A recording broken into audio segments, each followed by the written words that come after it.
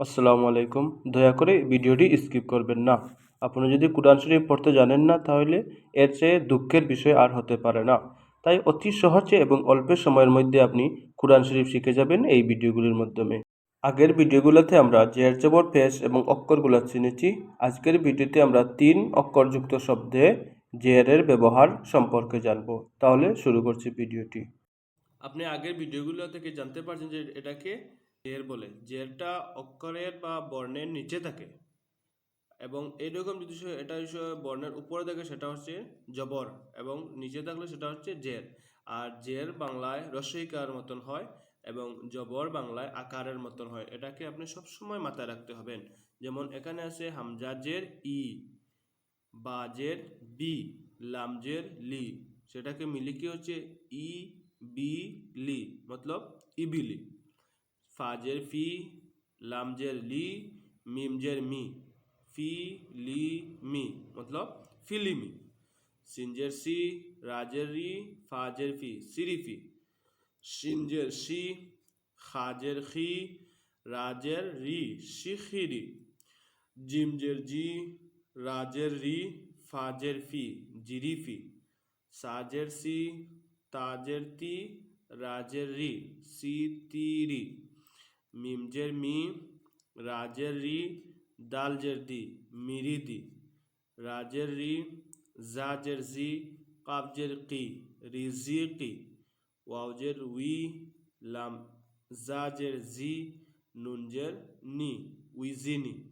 আবার এখানে দেওয়া হয়েছে পৃথক পৃথক করে অক্ষরগুলি, বর্ণগুলোকে আলাদা আলাদাভাবে দেওয়া হয়েছে এবং নিচে সংযুক্ত করে দেওয়া হয়েছে।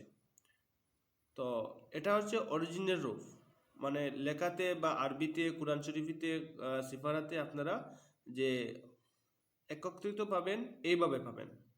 যে এখানে আপনি উচ্চারণ বানান পাবেন, সেটাকে এইভাবে আপনি পাবেন, কিন্তু এইভাবে এরকম থাকে না। এটা আমাদেরকে বোঝার জন্য, সুবিধার জন্য পৃথক পৃথক করে দেওয়া হয়েছে এবং এখানে এক সংযুক্ত করে আমাদেরকে দেওয়া হয়েছে। উচ্চারণ কিন্তু সেম হবে, কিন্তু এই দেখতে আলাদা মনে হচ্ছে। যেমন হামজাজের ই, বাজের বি, লামজের লি, ইবিলি। ঠিক এটারও উচ্চারণ সেম। হামজাজের ই, বাজের বি, লামজের লি, ইবিলি। ফাজের ফি, লামজের লি, মিমজের মি, ফিলিমি। ফাজের ফি, লামজের লি, মিমজের মি, ফিলিমি। সিনজের সি, রাজের রি, ফাজের ফি, সিরিফি। সিনজের সি, রাজের রি, ফাজের ফি, সিরিফি। এখানে আমরা আগে যেগুলো পেয়েছি শুধু জের যুক্ত পেয়েছি, কিন্তু এখানে জের এবং জবর, জবর এবং জের দটাকে এই মিশ্র করে দেওয়া হয়েছে। যেমন হা জবর হা, মিম জের মি, হা মি, দাল জবর দা, হা মি দা। এইভাবে উচ্চারণ করলে আপনি অতি সহজেই কুরআন শরীফ শিখে যাবেন, এবং কম সময়ের মধ্যে আপনি কুরআন শরীফ পড়া শিখে যাবেন, উচ্চারণ করা আরবি শিখে যাবেন।